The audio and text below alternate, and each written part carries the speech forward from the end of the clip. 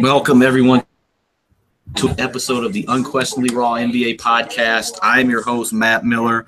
I've got Allana and I've got Charlie Jones with us, and Gonzo should be popping in at some point tonight. Who knows? Hopefully he's not stuck in traffic again. But we're going to talk about a lot of stuff. We got Kyrie Irving to talk about tonight. He's demanding trades. He doesn't like to play with LeBron. Derrick Rose is signed with the Cavs. Allen and Crabbe was traded. Then we're going to do a little thing at the end. We're going to talk a big thing I saw it on Twitter again. A bunch of guys were going to get added, analytics, eye tests, who's right, who's wrong, how should it go? So we're going to get into that too. But I want to start with Allen Crabbe getting traded from Portland to the Brooklyn Nets for, I believe it was Andrew Nicholson, who's going to be waived, basically a salary dump for Portland. Charlie, the Nets are doing some good things here. They're going to be competitive this year. What's going on with Brooklyn? Allen Crabbe now. I actually like the move the Nets are making. Then, of course, they're not gonna stick the playoffs in the East, but they're actually making moves to make themselves relevant and be able to be in games, not be the last in the NBA right now. So I'm interested to see how they look on the court. Do you think now? Question: we know D'Angelo Russell's going to he'll start at the 1. I'm guessing Karis LeVert's going to be at the 2. Does Allen Crabbe come off the bench for them, or do you think they start him? I think they should all be able to start the way the NBA is playing now. You got a lot of shooters on the court. You got a playmaker in D'Angelo Russell. I was a fan of D'Angelo Russell. I know he takes a lot of bad shots, and I think he got a bad rap. His first year, he's playing in Kobe's farewell tour year, and then his second year, the Lakers are just awful. So I'm actually excited to see him play this year on the Nets. He's got some game. Yes. Allana, what did you think of Allen Crabbe being traded to Brooklyn? I like it, and what I like especially is that he genuinely seems like really excited to be part of the organization, which I always think is like the first step to being successful. I mean, obviously he is talented, and I do think that like he's going to mesh well, but on top of that, the fact that he's like genuinely happy to be part of the Nets, like I feel like there's a step in the right direction. What's his I believe the GM, is it Marks? I think his name. He's doing a real good job, a Spurs disciple. So I mean, we can't be surprised with you bring in Spurs guys and they always do the right things. I like the pickup. I think plus Allen Crabbe, I think he's playing in the shadow of Dame and of CJ McCollum in Portland. Plus they've got Nurkic there now who did some nice things for him. So he's kind of just lost in the shuffle, I think. And now even if he's going to play 30 minutes a game. He's going to get to take a lot of shots. I think it's going to be a good fit for him.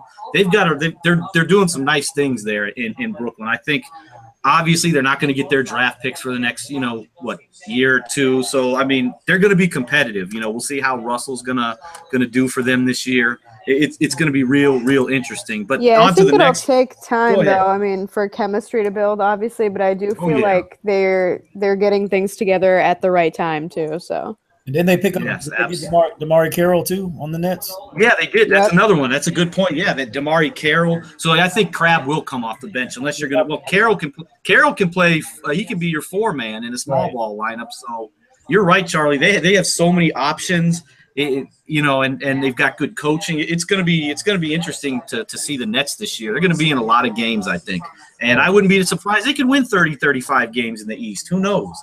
Yeah, the East is anyone's for the taking now. Yes. And now I got to go to one of Alana's favorite all-time players. Derrick Rose has signed with the Cleveland Cavaliers for the vet minimum, like $2.1 million. The sad thing is you say that as a joke, but he really was probably my favorite player. Like, I probably had him above LeBron at a certain point. Like, I was ride or die for Rose, and then things went downhill quickly. Yes, that's why I do think it's funny. I mean, like he was talking about getting a 5-year max deal. Like that was his goal, and then he ended up with 2.1 for a year. I mean, that's the right way to do it if you're gonna take a gamble on him.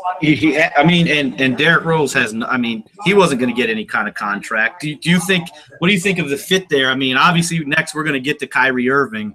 So even if let's just assume Kyrie Irving stays, I mean, obviously D Rose has to come off the bench, right? I mean, yeah, and if anyone can whip him into shape, you'd hope it would be LeBron, but at the same time, I don't know if there's any helping him. It's not even about like his capabilities in the court, because he's still a good player. I mean, he's not 2010 Derrick Rose, but he's just like so unprofessional and just like living in kind of a delusion at this point in terms of what he's worth and, you know, what he brings to the table.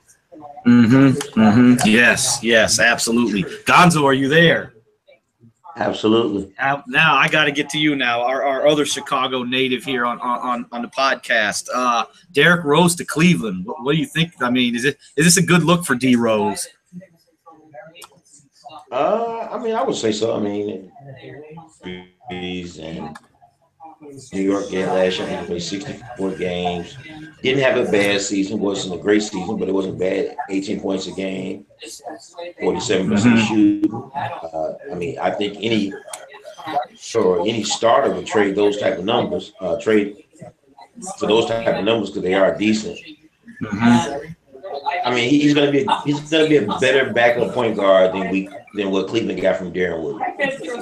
Absolutely, he's younger. He's still got some explosiveness in him. He showed moments last year where that explosiveness is still there. I think a lot of it's probably still in his head. I mean, he doesn't shoot many threes, which for him is good because he's a terrible 3-point shooter. He shot 47% from the field last year, I think so, but. You'll take that off the bench. Charlie, what are your thoughts on Derrick Rose going to the Cleveland Cavaliers? Like, what's this do for the Cavs? I mean, like they previously said, he's a good player. You don't know what you can get from Derrick Rose all the time. You don't know if he's going to be professional. You don't know if he's going to come in ready. He's going to get injured. And also, the way the Cavs play, you have to be able to do this. Yeah. He just doesn't really fit in with their roster, especially if Kyrie Irving's leaving. Unless you get Eric Bledsoe and Derrick Rose comes off the bench, it'd be a little bit better. But I just don't think it's going to really work out. But I guess he wanted to bet on himself, kind of like Deion Waiters did. It's just hard to even know what his mindset is, though, at this point. It's like, did he join them because he didn't get another offer? Is he really trying to, contend for a championship? Does he care about, anything other than money anymore? I mean, it's just you never know what you're getting with him. I mean, he can't really care about the money because all he got was 2.1. Well, but who knows what else he was offered at this point. Yeah, that's true. I know he met with the Lakers, he met with the Bucks, and those teams were interested. I know the Knicks said they had interest, but I don't know why they would have. It just you tried that experiment, it just didn't work out the way you wanted. But sticking with the Cleveland Cavaliers, I'm going to Charlie on this one first. Kyrie Irving last week, I believe it was Friday. The report came out, I think it was Windhorst from ESPN who said it, that Kyrie Irving wants out of Cleveland. He no longer wants to play with LeBron James. A lot of people going crazy. Oh, what's wrong with Kyrie Irving? He's an idiot. He's playing with the best player in the world. What's wrong? Then Rob Parker of Fox Sports came out and said the people close to him within, that have a lot of sources in Cleveland said that after the Cavs won the championship, LeBron James wanted to ship Kyrie out for his best friend, one of his best friends, Chris Paul. So it makes sense as to why Kyrie would feel, the trust isn't there. So I'm going to you on this, Charlie. Our thoughts on this whole thing. Yeah, I can understand Kyrie's frustration. I mean, like we talked about earlier, he had the biggest shot in probably Cleveland Cavaliers history. You find out a couple days later they're discussing you being traded. In your mind, you're one of the most talented players in the NBA. And I know everybody says, well, you make it to the finals 3 years in a row, you get to play along the best player in NBA's history. And some people's opinion. It's tough to get the one. And when the Cavs, when he was on the Heat and the Heat won, it was LeBron is great. When they lost, it was all Dwayne Wade and Chris Bosh weren't good enough to get it done. Whenever they played poorly, it was always the superstars that Dwayne Wade was minimized. The same with Kyrie Irving and Kevin Love. They take so much being the second, third fiddle that if you in your mind you think you're great, you're getting bashed on. I can understand frustration, and I'll never tell a person not to bet on yourself. Right now, I think he's betting to prove to the people that he can be a superstar on the top player on the top team. Allana, what do you think of this whole Kyrie Irving mess with him wanting out of Cleveland and not wanting to play with LeBron James? For me, I think the problem is I don't really know what to believe because I honestly don't really believe everything that's out there right now. I feel like a lot of the stories are kind of conflicting. And even in terms of, I've been hearing a lot of, oh, he wants the offense to go through him. But then if you hear about the types of teams he wants to go to, like I heard the Spurs were high up on his list, the offense isn't going to go through you if you're joining that team. So I don't know. I think until I really get like the full story, which I mean, I guess we may never get, I don't really know what to make of all this. And especially if LeBron is really going to take off next year, which I do assume he's going to, then it's just kind of silly to me. Like you can't just wait a year. So I don't know. The whole thing is a little confusing. It's making Kyrie look really bad. I know they said LeBron was the one who leaked, or LeBron's camp was. That was the report. Yeah, I can't really see him being that type. He's never really been like the type to get involved in all this. So I don't know. I feel like right now there's so many different reports out there that I'm just kind of confused. Absolutely. Gonzo, I'm interested in what your thoughts on this whole thing. It's mute. I don't know if you know your mute is on. First of all, I think Kyrie has every right. First of all, on draft night, you talk about trading me to Utah after I've helped you win a championship. Look, even though they lost, they went to 3 straight finals, LeBron and Kyrie. They could have possibly won the first championship if Kyrie didn't get hurt, because Kyrie was killing Steph Curry. And we hear that he's talking about trading for Chris Paul, his buddy. So you want to get rid of me, who helped you win a championship, for your buddy who's won nothing. But see, are we just taking everything people are saying as like the absolute truth? Well, no, but we have to look at history too. LeBron's never been in like big controversy, but this is one reason why I've always questioned LeBron's leadership. First of all, he's in the Eastern Conference. Being the best athlete in the Eastern Conference, he's going to breeze through it anyway. The problem I have with LeBron is that he's always got into it. Let's go back to he got into it with Mike Brown. He got into it with Spoelstra, Chalmers. He's gotten into it with Kyrie. He's tried to outcoach Tyronn Lue on the sidelines. Like, he got David Blatt fired. David Blatt was clearly a good coach. They could have possibly beat Golden State, I think, with David Blatt's style of offense, because it's about passing and getting guys open, kind of like a Greg Popovich kind of thing. I think that would have helped him possibly been in this series a lot better this year. But everything is went LeBron James's way. He wants to be GM. He talks about he has so many forms of leadership. I don't see him as this great leader. And let's point out some of the greats. Michael Jordan got into a fight with Steve Kerr, but we didn't hear anything about that until well after retirement. Kobe Bryant didn't like Dwight Howard, but they didn't get into it on the sidelines. Kobe just didn't have anything to say to him. You never heard about a king getting into it with his teammates on the floor. I'm quite sure he had to check guys behind closed doors. LeBron has always made this got into confrontation with his players on the sideline or with coaches. I'm starting to see him as the problem. No excuses. He's the one of the top five greatest players of all time. Excuse him in this situation because he's the guy who seems to make it to the finals all the time. But it's funny. I'm glad you brought a lot of this stuff up because Doug Gottlieb said, and we all know Doug Gottlieb works for Fox Sports, big time Division I player years back. But he said the one thing that he says LeBron is never held accountable for anything. And you brought up the GM stuff. He picks the guys, but no one ever held him accountable. It's always the other guy's fault. Where look when Oklahoma City loses, Kevin Durant took the blame. It wasn't Thabo Sefolosha in the finals. He was no good. I don't think that's true. I feel like LeBron's been being a crazy villain the entire time he was in Miami. It's just now starting to he brought the championship home, and so people kind of let go. The first year, yes. The first year he was definitely villain. I would say the first 2.5 years he was. Once they won, after they won that first one though, every time they lost, it was always an excuse. Now he had excuses in Cleveland and. Now, the first year, he deserved all the blame he got that first year because, he got outplayed by Jason Terry and J.J. Barea. That can't happen. So he deserved all the blame that year. But since they won, it usually is what happened in San Antonio was all Wade and Bosch's fault and those guys. there's something to it. We'll see. We'll see where this goes. I think this makes Kyrie look a lot worse than it makes LeBron look. I mean, Kyrie's not even answering anyone's calls at this point. He's just kind of ghosted. Like, that's not a good look. Here's the thing, though. I was going to say, Pete. This is one of the. Go ahead. Go ahead. No, you got it, Gonzo. You know what? I think that. See, we're in this era now where. We're in an era now where the most popular guy is usually not held accountable. And not to change the subject, I just want to make a point for a second. We could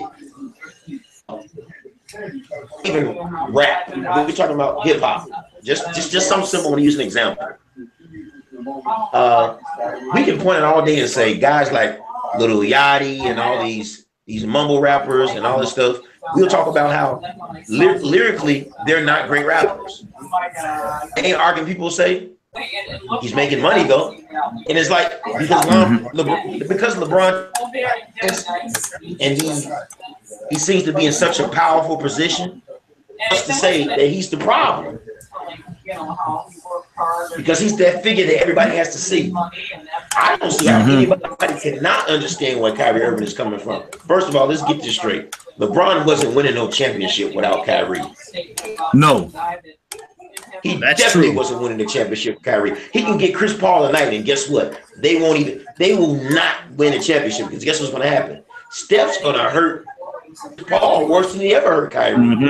And because Chris Paul's not going to make Steph work that, like Kyrie makes Steph and those guys work because he's always in attack mode. Chris Paul my just thing pounds is, the I ball. really don't see LeBron sticking around, in which case I don't feel like he would really make this much of an effort to even try to switch up the team right now. So I don't know if I believe any of that like he's trying to get rid of Kyrie and like bring someone else in because I don't think he cares anymore. No, he doesn't. He already said he said he's not LeBron. They were talking about you trade him now, but he said I'm not waiving that no trade. So yeah, I mean he's like he knows he's in control of his own future. He's really unhappy with the way that Dan Gilbert has been running things. I don't think he really is that invested. He brought home the championship. I'm glad you brought up the front office and Dan Gilbert because I'm going to speak on Kyrie. The one thing we know this is what we know are the facts in this whole thing. Kyrie Irving has a ring, right? He's got his championship. He wants to be the guy. We know that. LeBron James is going to prevent him from being the guy. The Cleveland front office is a mess. Yep. He probably knows LeBron's out of there after a year. I think LeBron's headed to Houston because I think the Banana Boat team is all going to get together there, and we'll see what happens. But that's what we know. And Kyrie Irving, I think in his mind, it's like he's 25. I've got a ring. I want to be the man now. So, that's why I don't have a problem at all with what Kyrie's doing, and it's a business, and you always tell them they need to look out for themselves, and he's taking a risk by saying, okay, I'm going to go to a different team. I'm going to brand myself as okay. If he wants to go to New York Knicks, yeah, they have Porzingis, but if he goes to the Knicks, Kyrie Irving in everybody's mind is the man. So he can go to New York and go back home. He can rebrand himself and he can take care of his family for generations to come. Instead of who wants to live in Cleveland? I'm not trying to disrespect Cleveland too much, but would you rather live in Cleveland or would you rather live in Texas, in San Antonio? Or would you rather live in New York? That's the thing. I always say I was talking about when these teams in the North. Like, no, they're not free agent destinations. Chicago's not a free agent destination. Cleveland's not. Toronto's not. No free agents are leaving teams to go to Toronto, to really even go to New York. Players aren't doing that. They don't want to play in that cold weather. They want to stay where it's a nice climate. So Cleveland's not getting anybody when LeBron's gone. They better build through the draft, and Kyrie knows that. It's gonna be interesting. Something tells me at the end of the day, Kyrie will still be in Cleveland come the first game of the season. See, that's the other thing that's kind of irking me. He's acting like it's all in his control. Like he doesn't have to meet someone halfway or please at least in outwardly, the front office to make this happen. He's just kind of running things. It's not in his control. If you piss them off, they're not going to trade you. That's why I just don't respect the way he's going about everything. It's going to be interesting. It's going to be interesting. I don't think they end up moving him anyways because I really don't think they will. I think he's pissed off. part of it is they're going to get lowballed. Everybody knows he wants out. I mean, everybody talks about Phoenix. Is Phoenix going to give up Devin Booker? Hell no. Are they going to give up Josh Jackson? Probably not. Maybe you can get Dragan Bender, Bledsoe, or Marcus Chris, but I don't think you get all three of them. If you can get Bledsoe and maybe Dragan Bender, maybe that's the most you could get from any. Like, that's the best package you could probably get for him. And I don't think Cleveland want. I mean, that'd be a terrible package. I mean, Dragan Bender's an unproven guy. We don't know how good he's going to be. Bledsoe's getting up there in age. He's 28, 29. You know, LeBron's going to take off. I say you just let Kyrie walk when it's time. Rebuild like you did before. I think that's the way you go if you're Cleveland. I just don't see them. I mean, maybe you could get a pick from Phoenix. I don't know. I think they're at the point of no return. I know they're going to get lowballed, but I think that they're at the point of no return. I mean, you being a coach, Charlie, you know, and obviously playing at a high level in college, can you bring him back now, knowing that you've got problems in the locker room? Because we know it's out there. I know they're professionals, so it's a little different. But I know in high school this year we had a tough time because we had two kids move in from a different school. And the relationship was just never there with the rest of the team. The team struggled because of that. But I know they're professionals, but they're still human beings, so they still have their feelings. And I mean, we see. I think they're both losing. Two guys, and if they start losing, they both have egos. LeBron has an ego. He deserves to have an ego, but he has an ego. Kyrie has an ego. That's two alpha males coming at each other. I think they might be at the point of no return, or you have to move them. Absolutely. Now, all good stuff here, but I want to get into this last topic because I saw it on some NBA guys were going at it on Twitter yesterday, debating stats and analytics and all the advanced stat stuff versus using the eye test to determine players and stuff. I'm going to go to you first, Allana, about this. You know, like, where do you kind of stand on this? Like, you know, who's right, who's wrong? Like, what you know, because it seems to be a big beef now, you know, between the analytics guys and the stat and the eye test guys. I mean, I feel like gals, my bad. Yes. To really be fair, I feel like you need a balance of both, and I think only using one or the other is just not going to cut it. But I do think that lately, especially, people have been just so hyped up on stats. And, you know, numbers only tell part of the story. I mean, for example, I mean, and I bring this up all the time, but people who, like, don't really watch Heat games, for example, like, they look at certain guys' stats, like, take James Johnson. And, yeah, maybe he's not, like, top 10, top 20, you know, on paper, but it's like what he brought to the team the past season was worth more than just, like, stats and just what he's doing on the court. And the same thing can go for, you know, someone like Dwayne Wade, where I think he still has a couple years in him. But if you look at his stats just without having watched him, without comparing, you know, what he's doing now to what he has done, you might think like, oh, he's in his prime. I mean, he averaged like 18 some points. But if you don't have both and if you don't use both to make a conclusion, like, I just think you're losing half of the story. And it seems like a lot of people on both sides of the aisle, you have the elitist people that are on both sides with the stats guys. They're elitist. They'll throw numbers at you all day.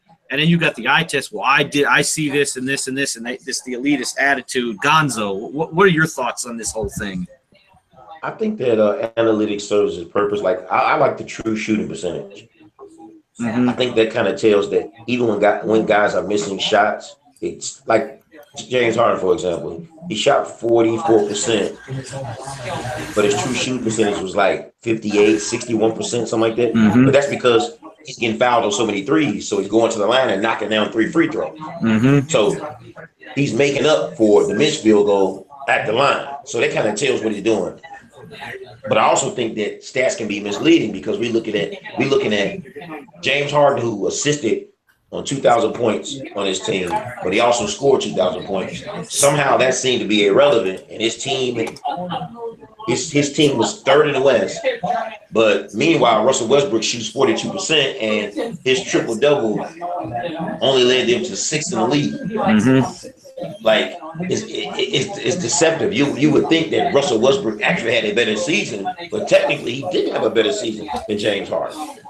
Hey, just watching the games, I think James Harden's a better player, but that's just me. Absolutely. Just watching games, that's and I'm not a big James Harden fan. I think James Harden is the top 5 player in the NBA right now, and I'm not really a fan of him. And the reason why I'm not really a fan of him because I really like defensive guys. Mm-hmm. He kind of lacks on defense at times, but I like James Harden's game because he can get everybody involved. We know he can knock down a 3. He can get to the hole, to make free throw shots. Like that's something you can count on. So when he's not making a bucket, he can at least get himself hot at the line. So he's going to score.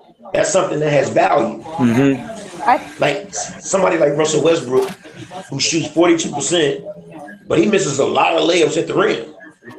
And guess what? His defense is just as bad, but nobody sees that because guess what? The rebound numbers are inflated because he does play really, really hard. But I mean, you hear it all the time. People will swear Russell Westbrook is a good defensive player. But you know what? I think it's like you said, it's Russell Westbrook's style. That's why I say some things are deceiving. When you look at James Harden, it looks so smooth. It almost looks as if he's playing very easy and he's not really trying hard enough. Russell Westbrook, he's just running out the court. He's dunking and making faces. You develop this. You think in your mind like, wow, this dude is really trying to get after. He's an alpha dog. The other problem though with he's straight emotional analytics, fast, but he's an idiot. Yeah, but the other problem with straight analytics is like you can't really tell a story about like how a player is going to be developing or like how they fit in a system. Like, yeah, you can talk about like their current body of work or whatever you want to call it, but like to really talk about their game, you have to see how they're performing the entire system and how like the development is going. And I feel like, yeah, you can use stats to help back up certain points, but if you're just looking at flat stats, like Gonzo was saying, they are really deceiving because it's like you're looking at it in a bubble. I mean, if I'm not mistaken, and I could be wrong, and I know someone will hit me up on Twitter if I'm wrong about this, but I believe advanced stats say Russell Westbrook is a pretty good defender.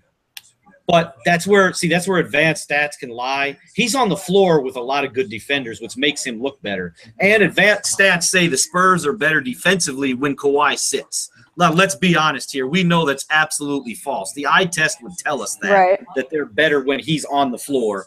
But I'm going to Charlie now, being the coach, being a former player. Charlie, what are your thoughts on this, on the advanced stats, the analytics versus the eye test? Where do you stand on this whole thing? What's the importance of both of them? I mean, I agree with what everyone's saying. Is there's a place in the NBA in basketball for both, but you can't lose. Sometimes the analytics just don't tell everything. Like you're saying with the Spurs, they're not better without Kawhi on the floor. But the analytics guys would say, "Oh, the Spurs played better without Kawhi Leonard." Kind of like the LeBron James and Kyrie Irving debate. Oh, well, Kyrie Irving is worse when LeBron James is off the floor. Well, of course he's not going to be as efficient without LeBron because LeBron's the best player in the NBA. And you replace him with Richard Jefferson. So that doesn't mean Kyrie Irving's not any good. It just means the person he's playing with is very good. So just like he said about Russell Westbrook, his triple-double number was inflated. But because he was the MVP. Yep. And let me ask you this, Charlie, because I know you probably go to middle school games to watch some of the kids that are going to come into your program the next year, right? Right. You go watch the 8th graders. When you go watch, you're not putting in all these crazy stats and numbers. You know who can play and who can't, right? Right. You go there and you look. You don't worry about the scorebook. You don't worry about who's shooting what percentage. You see, okay, this guy can rebound the basketball. I like him. This guy can get his teammates involved. This guy has a terrible attitude. This guy has a good attitude. The analytics don't tell you that. Analytics don't tell you who has a good attitude, who doesn't have a good attitude. So sometimes the eye test is the most important thing that you need, but I don't want to knock the analytics guys and tell them y'all don't have any place in basketball, or like when people say, "Well, you didn't play basketball, so you can't talk to me." And I think we can all learn something from each other. Absolutely. That's my favorite insult of all. Everybody wants to be right. Everybody wants to be right all the time. That's the issue. No one wants to listen. No one wants to take someone else's opinion and say, well, maybe what you're saying is right, and I can look at it from your angle next time.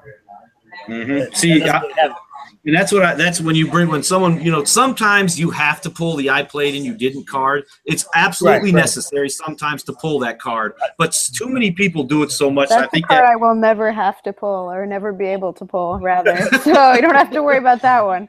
Yes, but you know what you know your stuff, and although I'm sure people come at you all the time. You probably get attacked for some of your opinion. Oh, you're stupid. You don't know what you're talking about. It happens. Absolutely, but don't we all? Yeah, exactly. And some of my stats guys are going to come after me. I used to be someone who I couldn't stand advanced stats with a passion, but working with guys like Keith and Pete and all those good NBA people out there, I've learned to really appreciate the stats. Now, trust me, I'm still more of an eye test guy, but I've learned to balance it. I've seen where the analytics come in and where they are good. Like to me, for like teams, I love defensive and offensive rating. I think those are very good stats. It really gives you an idea of how good a team is defensively. So I think there, stuff like that. I'm not the biggest box plus minus guy because that just really depends on who you're playing with. Mm-hmm. So Kyrie Irving may have his box plus minus maybe +3.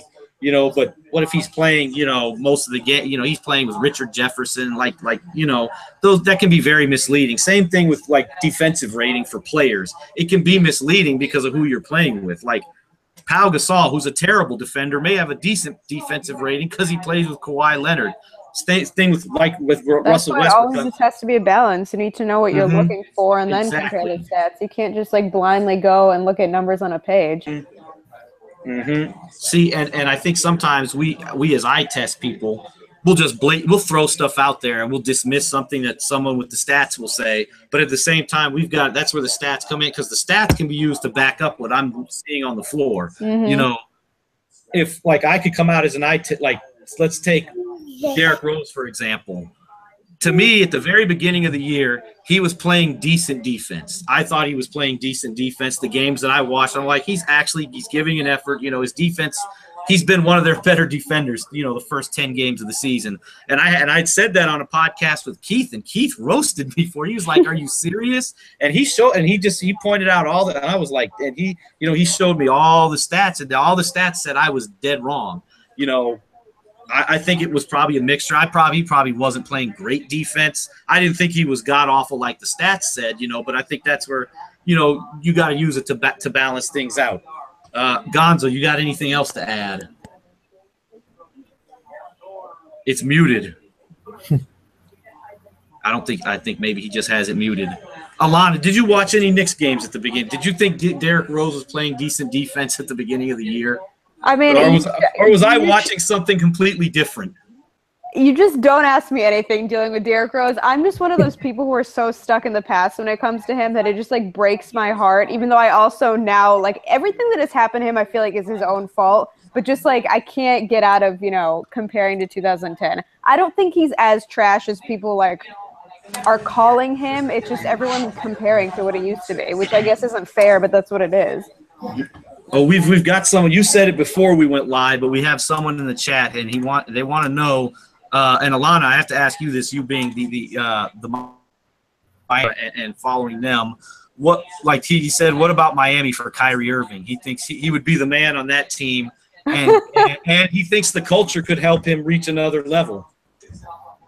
No, I'm totally against Kyrie coming. I do not want to break up any of our chemistry. We're like geared up to take like the top 3 spot in the East, if not higher than that, depending on how messy Cleveland gets. So I think he's a great player, but I just don't want to mess up what we have. You're gonna hate me, and I'm gonna give a hot take here. It has nothing to do with what we've been talking about, but Philadelphia will finish with a better record than Miami if they stay healthy. I will bet every penny in both my checking and savings right now that won't happen.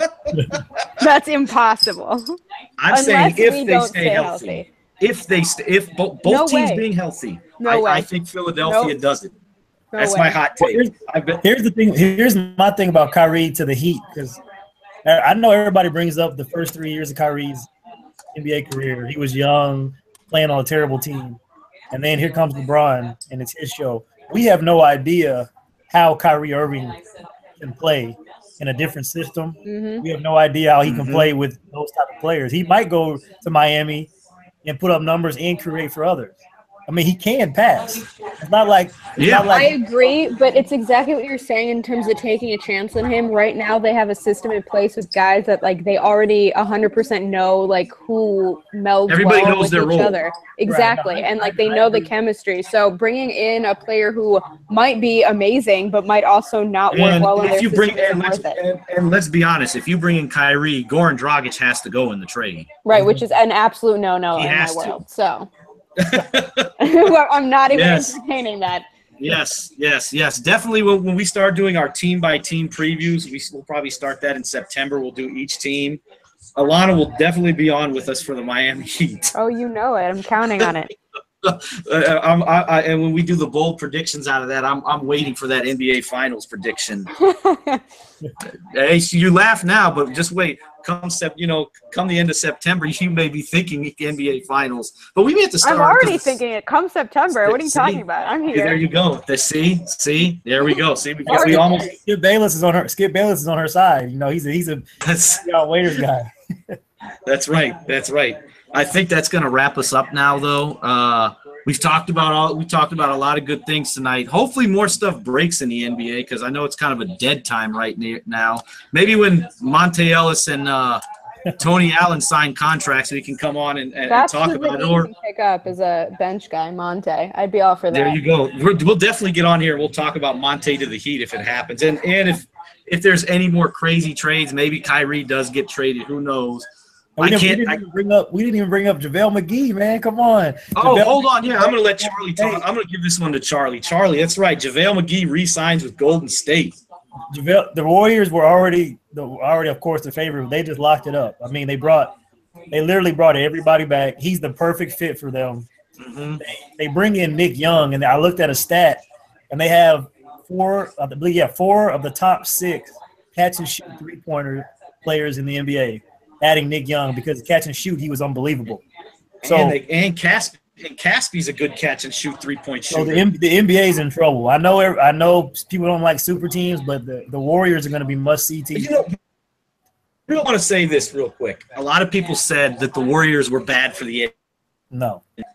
And I completely disagree. I think it was good for the NBA Finals were the highest-rated finals since Michael Jordan played, so obviously it was a good thing.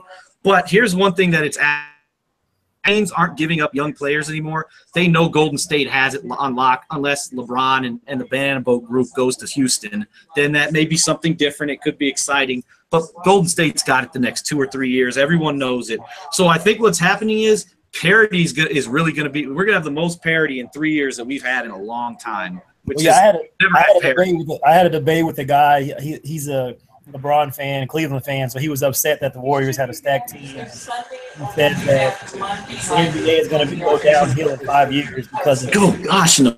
I tried to tell him that the one thing that the NBA has that keeps it above everybody else is star power. The NBA has too much star power globally to ever fade. I mean, you put LeBron James, Tom Brady, Bryce Harper in a room together. Overseas, LeBron James is going to get the most money in 95, maybe 99% of the countries in the world. So, absolutely. The star power the NBA has is too great.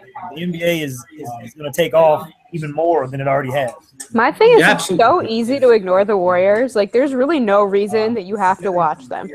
Like, I honestly, the only Warriors games I ever watched were when they played the Heat. That's it. Here's why. See, I know you're not a big fan. Here's why, as a basketball junkie and someone who loves the game, they just play the game the right way. It's just it's beautiful to watch. You know, they're unselfish. They play great defense. They're just it's just fun to watch. Yes, they do beat the hell out of everybody. Well, we'll just agree to disagree on that one because fair. I think fair. I think I would much rather literally watch like the Knicks at this point. Okay, like that's where we're at. I'm with you, Matt. I think the Warriors, they play beautiful. It's kind of like it's crazy because the Spurs play beautiful basketball, and most NBA fans don't want to watch them. Mm-hmm. The Warriors play beautiful basketball in a higher tempo type of way. I think the problem with the Spurs is they have been really slow to watch. That doesn't bother me, but I feel like that's like the argument I've heard is that like they're just too slow. And here's the thing: while Kawhi Leonard is a top 3 player, superstar, he's not really perceived as someone who's a superstar. He's quiet, right? He's not out there, so they just—I mean, that's just the Spurs way, and it's fine. But like with Golden State, everybody's sitting on their young players, and they're just getting better. Look how many really good teams we've got coming up that in 3 years when Golden State's done, you've got Minnesota, Philadelphia, you've got Milwaukee, Phoenix is going to be good. The Los Angeles Lakers are doing things. I mean, you've got a lot of teams that are really putting together some nice young teams, and you're going to have 8 or 9 teams. The Denver Nuggets are another one. You're going to have 8, 9 teams who are all – you're going to look at it and say, these guys could all win championships. Go ahead, Gonzo. You know, see, this is the problem with the NBA. I think it's the fans, because the fans have ruined the game of basketball. We respect more so the individuals and the superstars as opposed to the team play. Let's be honest. Golden State, the way Golden State team is built, they've done it the right way. Steph Curry was a draft pick. Draymond was a draft pick. Klay Thompson was a draft pick. Originally, Iguodala was on the Nuggets. The Nuggets didn't want to resign Iguodala. So Golden State signed Iguodala. Long. Harrison Barnes was a draft pick on the first championship. So all this is all drafting, ownership, management, and GM. But that's what has gotten this team to where it is now. They went on a anytime your small forward goes 0 for 11 and 2 for 14 in the finals, upgrade that position. And Harrison Barnes was going to leave anyway because he wanted a max contract. He ended up getting that from Dallas. Golden State went out and tried and recruited Kevin Durant. Kevin Durant went to their team, and let's be honest, it was beautiful. The fans are great. The ownership is great. The players on the team seem like they all gel and get along. Playing basketball the right way is about it's about getting a good pass, making another pass for even a greater shot. They play defense, harmony. Everybody knows what they're supposed to be doing. They run the fast break well. They shoot the 3 well. They get to the basket well. It's everything basketball should be, just like the Spurs. And like Coach just said, he said people don't like watching the Spurs. The Spurs and the Detroit Pistons, the 7-game series, that was like one of the lowest rated finals in the NBA. People didn't like that NBA finals because 2 teams were playing defense and playing basketball the right way. That is crazy. But you'll sit around and watch an OKC team and watch Miami beat them 4-1 and send ratings through the roof. Are you serious? Hey, next time this turns this into year, a Warriors love fest, let me know so I can bounce What's that? early. Okay, let's just give me some warning over here. And you know what? And you know what? Every team is making all these adjustments, and I'm gonna tell you what. In the end, none of them have a chance, but the Spurs. Mm-hmm. The Spurs are always going to be there. They got to stay healthy. It's always stay healthy because their style of play works. It's, like I said, like teams like Cleveland, you know what they're going to do already. High pick and rolls with LeBron James, shooters in the corner. If he drives, he's going to kick it out. Kyrie Irving, ISO ball. You already know what they're going to do. Teams like Golden State, you don't, because guess what? Everybody can run the pick and roll. 3-point line and shoot. Same thing for the Spurs. It's like you can't game plan for that type of offense. Now all the Spurs, Charlie will agree, all the Spurs got to do is get slow-mo to start making threes. Yeah, if he can make some threes, they'll be all right. But like he said, he made a good point about style of play, and I know I'm not just saying that because Allana's here, but that's why I believe the Miami Heat have a chance if they play the Warriors, because of the way they play. They still have Hassan Whiteside down there. They don't try to go, we're going to go straight small ball and try to compete against the Warriors. We're going to play the way we play, and we're going to try to beat you. I'm a fan of this Heat. Thank you coming very up. much. I hope Absolutely. they can beat the Cavs. I like the Heat. I'm right now. I'm rolling with Boston in the East right now. Oh my God, I'm rolling with Boston, You're killing me tonight. I don't. We'll see though. I mean, I mean, I also had the Timberwolves in the conference finals going into last year, so it just shows how much I know. And I think the Lakers can compete for the 8th seed, not make it, but compete. But we're gonna see where that goes. But I think that's gonna wrap us up now. Like I said, I don't, I'll put it out on Twitter. I'm not sure but there will be something that happens. Like we may get Monte Ellis to the Heat, and then we definitely got to jump on. I'll be here. We're gonna have to do that, but we'll see what happens. And but until next time, let's see.